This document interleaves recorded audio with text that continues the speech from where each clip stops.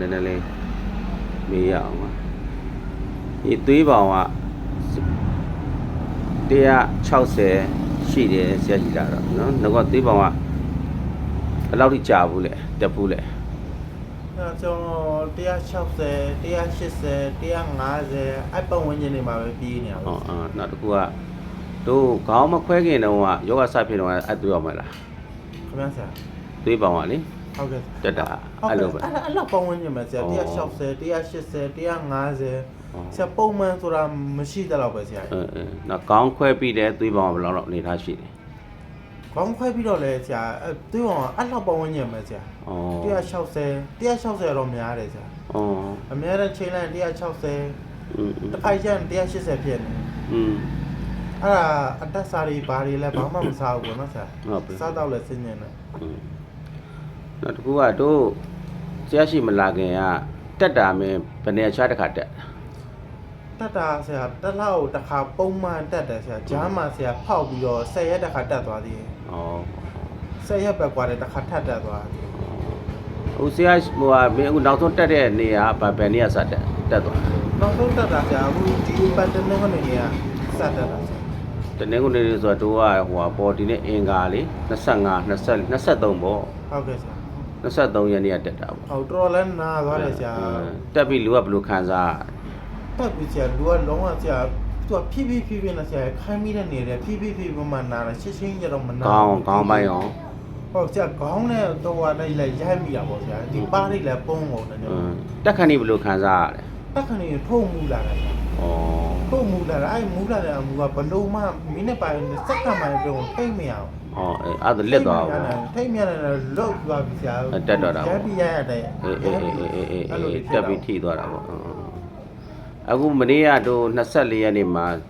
စေးစပြီးစီးတာပေါ့နော် ဟုတ်ကဲ့ စေးစစီးတော့ညီကိုထူးခြားမှုကဘာတွေဖြစ်လာလဲ ဆရာအခုတော့ဆရာနေရာထိုင်တော့ပေါ့ပါတယ်ပေါ့နော်ဆရာခိုက်တာခဲတာမလို့ရှင်တာတော့တိတ်မရှိတော့ဘူးဆရာတတ်တာတယ် နောက်တစ်ခုကတို့အိတ်တာရော အိတ်တယ်လည်းအိတ်ပြော်တယ် လက်ချမူးတာရော မူးတယ်လည်းတတ်တာတယ်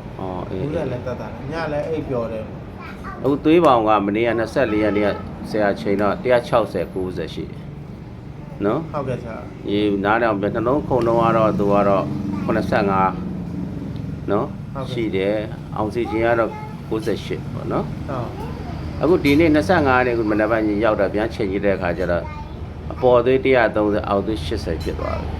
ဟုတ်ကဲ့ နော်နှလုံးခုံတော့ကတော့လည်းပဲပုံမှန်ပဲနော် ဟုတ်ကဲ့ ဒါတဲ့ညီရဲ့ထူးခြားချက်ပေါ့နော်ဒီကောင်တစ်ခါမှမတက်ဘူးပါမကြောက်ဘူးဆိုသွေးပေါင်တွေကအခုနည်းနည်းပုံမှန်နော်မန်တိုင်းဆင်းလာတယ်ဆိုတော့ဒါဝမ်းသာစရာပေါ့နော်ဒါတစ်ချိန်စီးစီးချင်းတစ်ချိန်ရဲ့ထူးခြားချက်ပေါ့နော် ဟုတ် အေးအားမငယ်ပါနဲ့နော်အဆင်ပြေသွားမှာပါနော် ဟုတ်ကဲ့ အခုကုံကြမှုတွေကညီပထမကုံကြမှုနဲ့ကုံကြဘယ်လောက်ရှိတယ်ဟွာလဲဘယ်လောက်အနေထားတော့ကွာရာခိုင်နှုန်းနေ ဆရာကျွန်တော်ဘတ်တိတ်မှာပြတော့9သိန်း အစဘယ်လောက်ကွာ ဆောင်းအများကြီးတော့กว่าတယ် ဒီမှာဟိုမှာတော့ညီဟိုဟာပေါ့နော်ဟိုဆရာနဲ့ဆွေးနွေးလေးမရှိဘူးသွားပြတယ်ဆေးယူပြီးပြန်တယ်ပေါ့နော်ဆေးကောက်ဆေးစားတယ်ပေါ့ ဆရာပုံမှန်လည်းပြောရင်ဆေးရောင်းလွှတ်လိုက်တာပဲဒီဆေးတော့ပြောက်တယ်ဆိုခါကျွန်တော်အနာပြဆေးရှာတွေဖြစ်နေသူတို့လည်းဟိုတက်မှတ်တဲ့ဆေးပေးတာပေါ့ဒါမှကိုယ်တော့မသိမြတ်တာဖြစ်မှာပေါ့နော် ဟုတ်ကဲ့ဆရာအခုဆရာပုံစံမျိုးလို့တေချာကန်ကြည့်တာဆက်ဆေးတာတေချာလိမ့်ပေးတာပြူတာဘာတစ်ခုမှမရှိ ဆရာတော့ဆေးကုသတဲ့နေတိုင်းလုပ်ပေးတာပါလူနာတွေကိုလေ ဟုတ်ကဲ့ လူနာတိုင်းပေါ့မရှိတဲ့လူမရှိသလိုပဲပေါ့ကုသပေးတာပေါ့နော်ဒုက္ခရောက်တဲ့လူတွေအတန်းတန်းဆုံးကူညီပေးတယ်အေးဒီနေ့ဒါဆရာတော့25နှစ်စိတ်ချင်းစမယ်နော် ဟုတ်ကဲ့ ပြန်စမယ်24နှစ်ပြီးတာကိုချုပ်မယ်ချုပ်25နှစ်စိတ်ချင်းပြန်စမယ်နော် ဟုတ်ကဲ့ပါ